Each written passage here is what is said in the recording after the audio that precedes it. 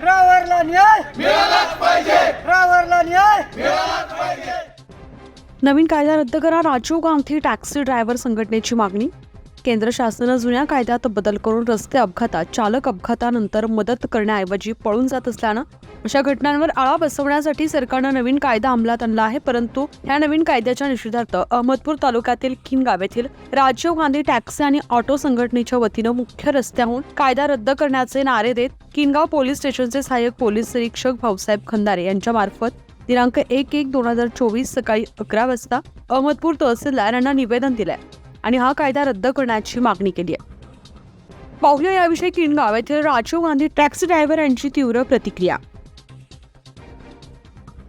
नक्कीच देशाच्या गृहमंत्री अमित शहा यांनी जे कायदा ड्रायव्हर बाबतीत जे कायदा लागू केलेला आहे त्याच्या निषेधार्थ किनगाव पोलीस स्टेशन या ठिकाणी सर्व ड्रायव्हर बांधव या ठिकाणी निषेध व्यक्त करण्यासाठी तसेच निवेदन देण्यासाठी किनगाव जे ड्रायव्हर बांधव आहेत किनगाव येथील तो सर्व पोलीस स्टेशन या ठिकाणी जमा झालेले आहेत। तर नेमकं त्यांची काय भूमिका आहे तो आज आपण जाणून घेऊया। नक्कीच काय सांगाल, काय नाव आपलं? माझं नाव मोहसिन शेख। मी ड्रायव्हर बांधवांसाठी स्थानिक लेवलला या ठिकाणी काम करत आहे। आमचं सर्व ड्रायव्हर बांधवांच्या वतीने देशाचे गृहमंत्री अमित भाई शाह यांना असं निवेदन आहे की आपण जे सध्या जे कायदा लागू केला आहे तो कायदा गोरगरीब असणाऱ्या ड्रायव्हरसाठी खूपच जाचक आहे आणि त्यात स्वतःच्या बरोबर त्याच्या पूर्ण कुटुंबाचं देखील त्याच्यामध्ये खेळखंडोबा होण्याची शक्यता आहे।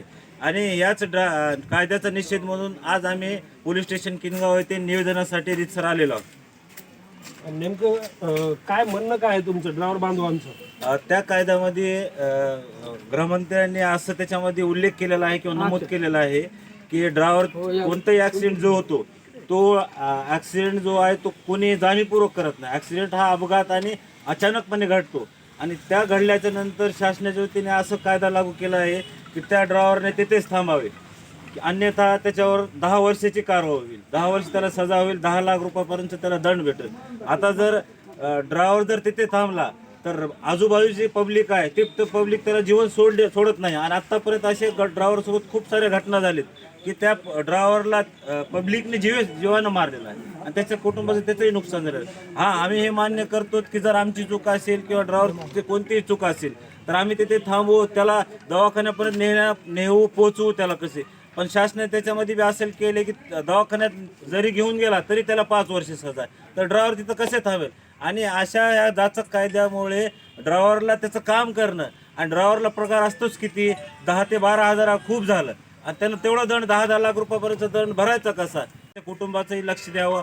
आणि जर याच्यामध्ये जर कायदा लागूच करायचा असेल तर संबंधित जे ड्रायव्हर आहेत किंवा ॲक्सिडेंट घडल्याच्या नंतर ड्रायव्हरला पण तिथं सिक्युरिटी व्हावी, त्यासाठी जे कोणी तिथं पब्लिक असेल पब्लिकवरही ह्याचा एक काय शासनाचं नियंत्रण म्हणून त्याच्यावर पण कारवाई होईल असं ह्याच्यामध्ये नमूद करावं की समजा ॲक्सिडेंट झाला ड्रायव्हरला जर कोणी मारलं तर त्याच्यावरही 10 वर्षाची कारवाई होईल, त्याच्यावरही शिक्षा होईल, हा आमचा मूळ हेतू आहे।